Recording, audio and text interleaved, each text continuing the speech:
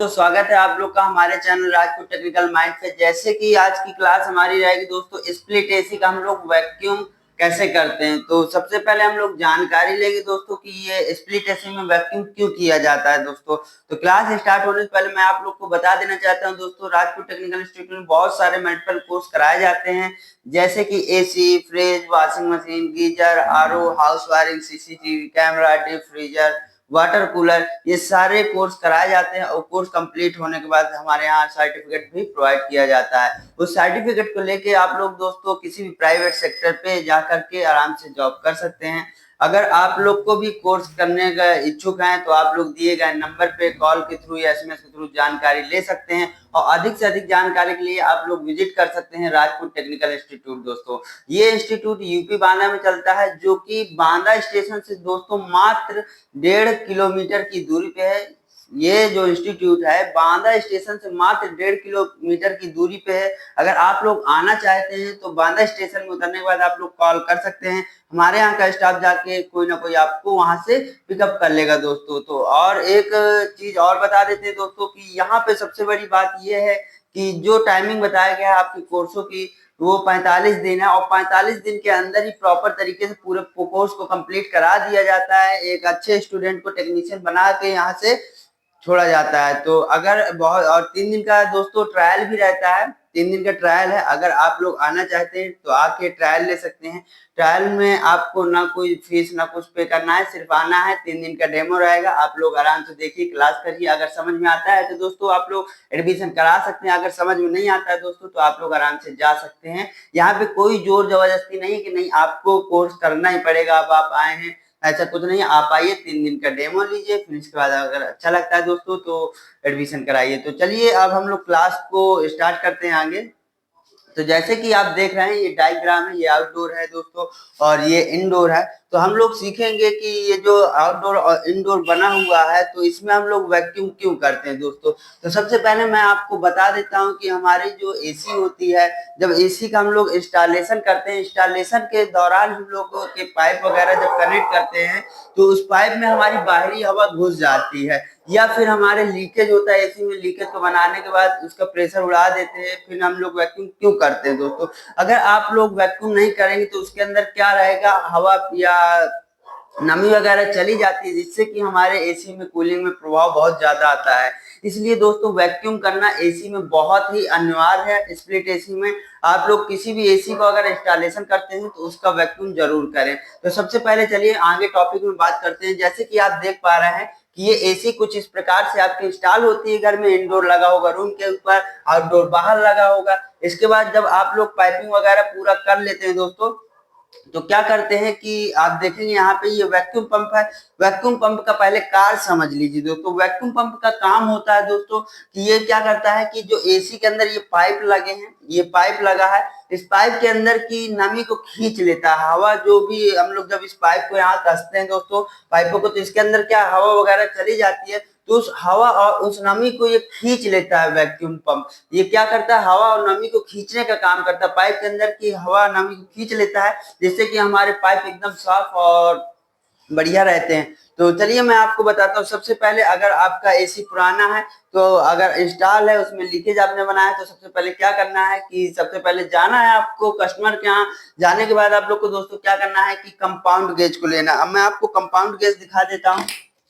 Compound gauge दोस्तों ये होता है जिसमें 0 psi से -30 psi भी रहता है, इसे हम लोग कंपाउंड गेज बोलते हैं। तो इस कंपाउंड गेज को ले लेना है दोस्तों। इस कंपाउंड गेज में आप देखेंगे तो सबसे पहले आपको मैं बता देता हूँ, नीचे वाली लाइन हमारी इनपुट की होती है और साइड वाली लाइन हमारी आउटपुट की होती है दोस्तों। तो हमको क्या करना है कि जब कस्टमर के यहाँ जाएंगे सबसे पहले तो अपने कंपाउंड गेज को अपने एसी पे सबसे पहले लगाएंगे। तो आपको कैसे लगाना है एक एक स्टेप बाय स्टेप चलेंगे दोस्तों। सबसे पहले आपको कंपाउंड गेज को लगाना है। तो चलिए कंपाउंड गेज को हम लोग कनेक्ट कर लेते हैं। एसी के चार्जिंग लाइन पे इसको लगाना है और इसकी जो सिस्टम होता है हमेशा इनपुट वाली लाइन पे लगता है दोस्तों, आपको जैसे कि पता है। तो चलिए इसमें हम लोग इनपुट वाली लाइन नीचे वाली ये है, तो इसमें हम लोग चार्जिंग लाइन को लगा लेते हैं कुछ इस प्रकार से। आपको भी इसी प्रकार से लगाना होगा दोस्तों। तो चलिए इसको हम लोग कनेक्ट कर लेते हैं, इसके बाद देखते हैं इसका प्रोसेस।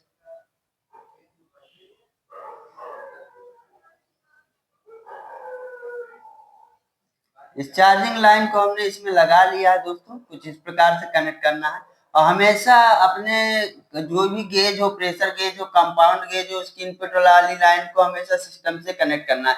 जैसे कि आप देख रहे हैं, इसको हमने लगा दिया है, जो हमारा कंपाउंड गेज था दोस्तों, इसको हमने कनेक्ट कर दिया अपनी एसी में। और वैक्यूम करने से पहले हम लोग क्या करेंगे, इसके हैंडल को ऑन कर देंगे।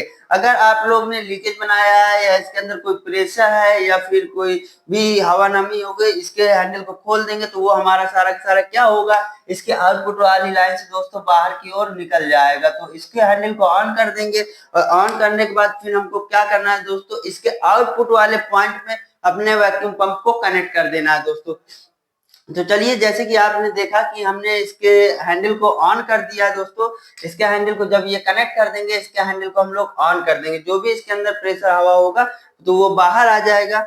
और ये काम आपको तब करना है दोस्तों। देखिए, सबसे पहले आपको जाना है, आपकी एसी बंद होनी चाहिए। एसी बंद में वैक्यूम किया जाता है। एसी बंद होनी चाहिए, ऐसा नहीं कि आप गए और एसी इंस्टॉल है, एसी को चालू कर दिए और फिर वैक्यूम कर रहे हैं, ऐसा नहीं दोस्तों। एसी बंद होनी चाहिए, प्रॉपर तरीके से बंद है एसी। और बंद होने के बाद हम लोग को क्या करना है, सीधा आउटडोर पे अपने इस कंपाउंड गेज को लगाना है। और कंपाउंड गेज को लगाने के बाद इसके हैंडल को ऑन कर देना है। हैंडल को जैसे ही आप ऑन कर देंगे तो इसके अंदर जो भी हवा होगा नॉर्मल, और जो भी अगर प्रेशर डाल के गया होगा लीकेज सही होने के बाद, तो वो प्रेशर वगैरह सारा निकल जाएगा। और इस प्रकार से हैंडल कनेक्ट करने के बाद इसको ऑन में छोड़ देना है। जब आप लोग इसके हैंडल को ऑन करेंगे ना दोस्तों, तो इसकी सुई जो होगी कंपाउंड गेज की, वो हमारी 0 PSI में रहेगी। कहाँ पे रहेगी, 0 PSI में रहेगी।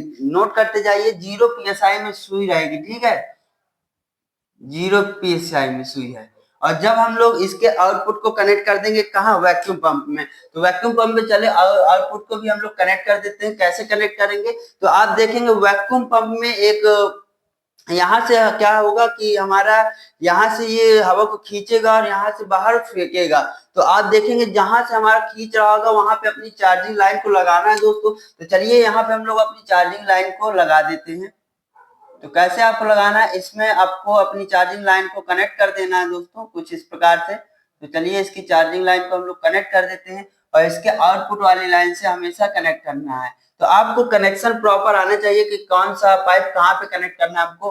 तो ये चीजें को जरूर ध्यान देना है दोस्तों। तो जैसे कि आप देखेंगे, इसके आउटपुट वाली लाइन को हमें वैक्यूम पंप से कनेक्ट करना होगा। तो चलिए, इसको हम लोग कनेक्ट कर देते हैं दोस्तों।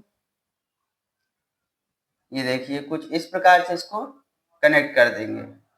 तो ये क्या हो गया दोस्तों कि आप देख सकते हैं कि हमारा एसी में हमारा गेज, कंपाउंड गेज भी लग चुका है और वैक्यूम पंप भी लग चुका है। अब हमको क्या करना है दोस्तों कि वैक्यूम पंप के मतलब हमारा जो कंपाउंड गेज था उसके हैंडल को ऑन कर दिया है। इसके बाद जब हैंडल को ऑन कर दिया, अब हम क्या करेंगे, वैक्यूम पंप को ऑन कर देंगे। तो चलिए, वैक्यूम पंप को भी दोस्तों हम लोग ने ऑन कर दिया।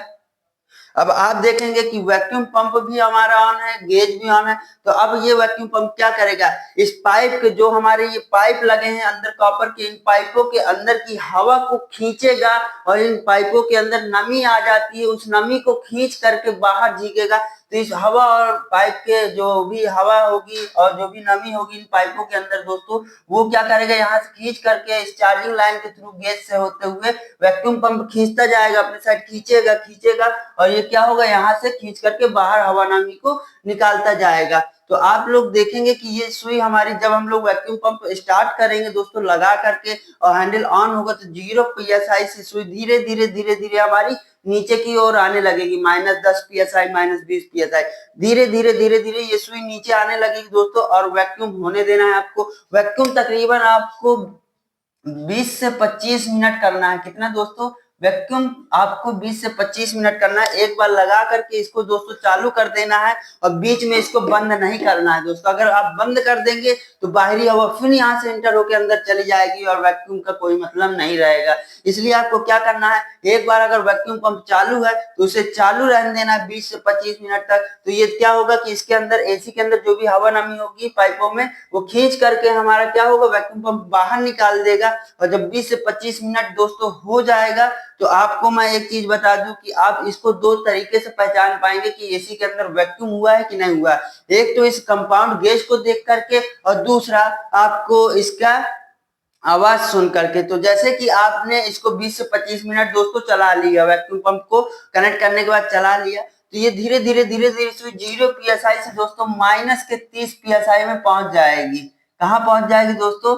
धीरे धीरे माइनस 30 psi में पहुंच जाएगी सुई। ये 0 वाली सुई नीचे की ओर आते आते माइनस 30 में आ जाएगी। अगर आपकी सुई माइनस 30 psi में आ गई है तो समझ लीजिए आपका वैक्यूम अच्छी तरीके से हो गया। और मैं एक चीज आपको और बता दूं, जैसे ही आप वैक्यूम पंप लगाएंगे, इसको ऑन करेंगे, ये सुई तुरंत माइनस 20 psi के लमसम में आ जाती है। तो ये मत सोचिएगा कि हमारा 20 psi का वैक्यूम हो चुका है। उसको चलने दीजिए 20 से 25 मिनट, प्रॉपर तरीके से अच्छे से वैक्यूम होने दीजिए। इसके बाद जब ये टाइमिंग हमारी पूरी हो जाएगी तो क्या करेंगे, जब देखेंगे माइनस 30 psi में आपकी सुई आ चुकी है दोस्तों, तब हम इसके हैंडल को ऑफ करेंगे। मतलब वैक्यूम होने के बाद मेन प्रोसेस समझिएगा। आप सीधा वैक्यूम पंप अगर बंद कर देंगे दोस्तों, तो हैंडल तो हमारा ऑन था, तो यहाँ क्या करेगा, हवा को फिर ये खींच करके पाइपों के अंदर डाल देगा। इसलिए सबसे पहले वैक्यूम जब हो जाए आपका माइनस 30 psi में सुई आ जाए, तो सबसे पहले आपको क्या करना होगा दोस्तों, इस कंपाउंड गेज के हैंडल को दोस्तों ऑफ कर देना है। क्या करना है, इस कंपाउंड गेज के हैंडल को हमको ऑफ कर देना है।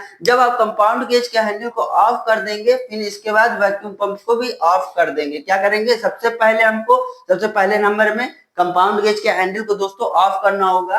और कंपाउंड गेज के हैंडल को ऑफ करने के बाद आप क्या करेंगे, वैक्यूम पंप को ऑफ कर देंगे। इसको हम लोग ऑफ कर देंगे। अब इसको हमने ऑफ कर दिया, इसके हैंडल को ऑफ कर दिया दोस्तों कंपाउंड गेज के। अब हम इसको खोल भी देंगे तो यहाँ से कोई भी बाहरी हवा एंटर नहीं हो पाएगी। तो इसके हैंडल को ऑफ करना है, इसके बाद वैक्यूम पंप को ऑफ करना है। अब हमारा प्रॉपर तरीके से इस एसी का वैक्यूम तो हो गया दोस्तों। अब क्या करेंगे, इसको हम लोग हटा देंगे। हटाने के बाद चार्जिंग, मतलब जो भी अगर गैस चार्जिंग कर रहे हैं तो गैस का सिलेंडर लगाएंगे और वाल्व को खोलेंगे, यहाँ से थोड़ा खोल के इसके अंदर की हवा निकाल देंगे, धीरे धीरे अपना गैस चार्जिंग कर देंगे।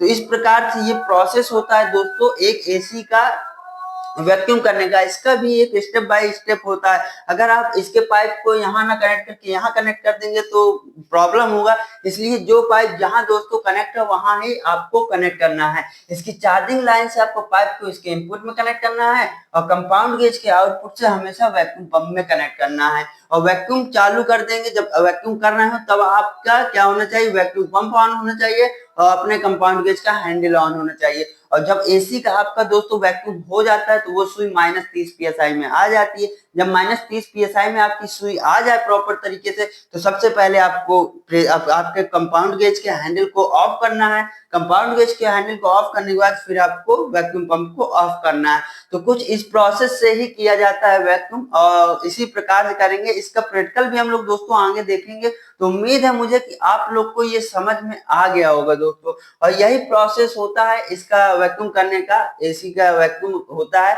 तो इसी प्रकार से कुछ हम लोग वैक्यूम करते हैं और इसी प्रोसेस से एकदम स्टेप बाय स्टेप चलना है दोस्तों।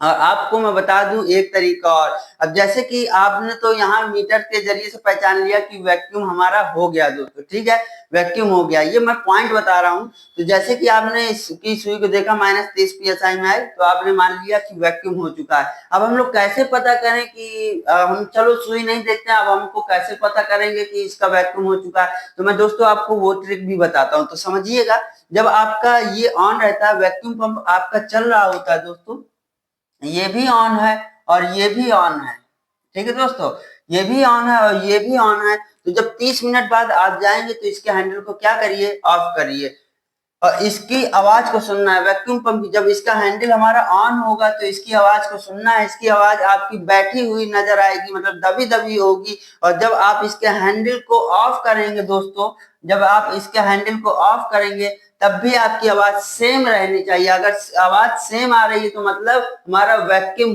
हो चुका है। अगर आप इसके हैंडल को बंद कर रहे हैं, इसके बाद आवाज सेम नहीं आ रही है, तो क्या है कि वैक्यूम हमारा नहीं हुआ है। जब आप इसके हैंडल को बंद कर दे तभी आवाज इस तरह की होनी चाहिए। तो इस तरह से आप लोग आवाज के जरिए से सेंस करके भी चेक कर सकते हैं कि जब हमारी एसी चल रही थी, मतलब जब हमारा वैक्यूम पंप चल रहा था तब भी वैसी आवाज थी और हैंडल ऑफ करने के बाद वैसी आवाज है, तो समझ लीजिए वैक्यूम हो चुका है। तो इस तरह से आप लोग सेंस करके भी दोस्तों चेक कर पाएंगे, लेकिन सेंस नहीं, हमको मीटर के हिसाब से चलना है। तो आप लोग को भी इसी तरह वैक्यूम करना होगा। अगर दोस्तों आप लोग को वीडियो अच्छा लगता है तो वीडियो को लाइक, सब्सक्राइब, शेयर करना ना दोस्तों भूला करिए। वीडियो देखने के लिए आप लोग को बहुत बहुत धन्यवाद।